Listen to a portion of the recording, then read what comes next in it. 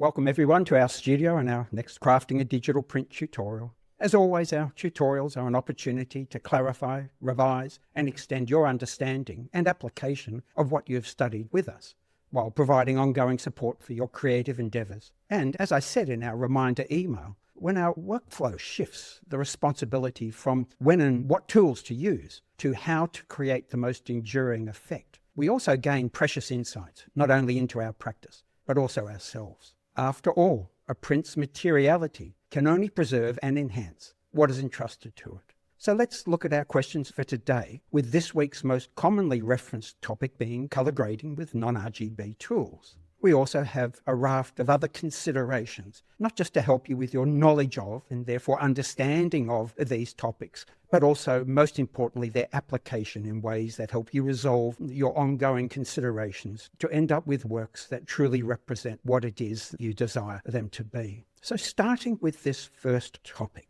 Now, while most tools, especially in Photoshop, certainly Lightroom and Capture One, are RGB tools, we also have a raft of other colour models that offer different approaches to doing the same thing. Now, the question really begs, how do I understand the differences between these different tools, let alone their intended outcomes? So we're going to begin with thinking about this process, and then I will show you practical real-world applications.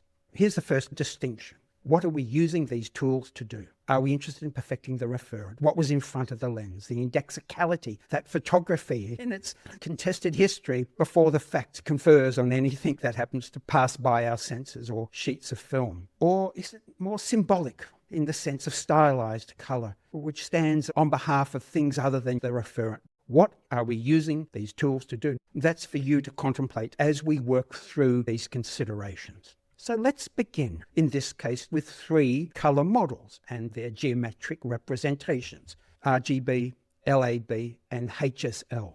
Now, RGB has the wonderful properties that mixing equal amounts of red, green and blue light in a well-behaved gamut correlates to neutrality from black to white. The problem, though, is you can't change brightness without changing saturation. It changes inversely proportional to how we see the world. Hence the LAB colour model, where we have separated the tonal composition from the colour composition. Unfortunately, there's no saturation coefficient, but at least there is an attempt to isolate some of the structural components. But we're not separating the elements within those compositions. We then come to colour models like HSL, HSV, HSB, HSP, where we separate the colour of the colour from its intensity, from its lightness or darkness. On the surface, that's what we need to be able to, with finesse, edit the colour composition from its tonal composition. Except it depends on what we're referencing, because desaturating our primaries turn into exactly the same middle grey. It's not how our brains work. So to understand this, we need to dig a little deeper, because it's not just what are we using these tools to do. It's also how our colour and tonal compositions are represented and therefore able to be edited, and therefore why we would choose to work with this colour model or that tool set. So we need some help. We need to bring into this workshop some understanding above and beyond the remit of this course. And I'm going straight to our 3D Look Creator Masterclass and selecting a colour model paper. Notice the criteria is based on the distribution of colour in these colour models, not just understanding what these colour models and the tools attached to them enable us to do, but why I would use one model over another. Now, let's look at this pictorially, where from 0 to 100% lightness, I've created even gradations for our primary and secondary colours. I've put place markers indicating where each of these colour channels reach their peak 100% saturation, according to the way we are meant to perceive this, where the most saturated greens are roughly twice as bright as the most saturated reds, and the most saturated reds are roughly 3 times as bright as the most saturated blues, at least according to that luminosity formula that Photoshop employs, as does most of our other imaging applications. So I'm simply plotting those gradients from black through to white in these different colour models. There's LAB, there's HSP and CMYK. And these grids, that's white, there's our neutral axis, there's black. And this is our A channel and this is our B channel. our color temperature channel, our tint channel, if you want to devolve it into something simple like an Adobe comparison. And you can see how radically different saturation tracks compared to brightness. CMYK, changing brightness, hardly changes saturation at all. Whereas in a HSP color model, saturation stays remarkably consistent up to a certain point. And then as we make those values brighter and brighter, they decrease saturation. Look at LAB. We increase saturation and then begin decreasing saturation. So if my task is to edit saturation independently of brightness in shadow values, I can do that in a HSP color model.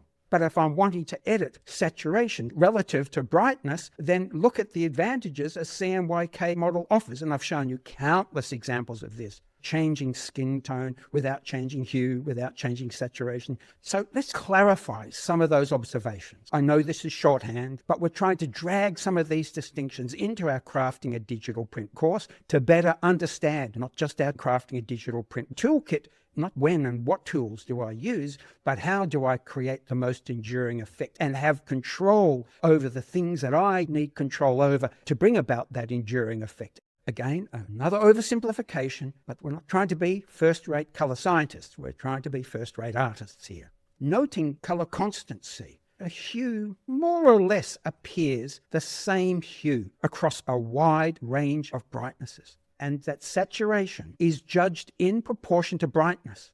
All right, that's the theory. Let's have a look at this in practice. And you begin by determining what you want to edit or enhance in your drawing, tonal, and color compositions. In our Crafting a Digital Print toolkit, the very first step is this separation of our structural compositions. There is the tonal composition based on that NTSC 1953 luminosity formula. There is our color composition and our drawing composition that combine to produce our finished image. So I'm looking at my color composition and asking that really simple question. How does this make me feel? And whether or not, with the distribution of calm, effervescent midtones, is this the drama in the image that you want conveyed? And then we work on it based on tool sets that enable us to adjust this rather than that. And because we're talking color grading, we're talking the drama in the image, the personality, the mood in the image. Our famous fives, the fundamental building blocks, let alone how we begin to perform this as if we're on a stage and transcend indexicality, going way beyond the referent to this stylized symbolic rendering. And again, the basics, famous five summary.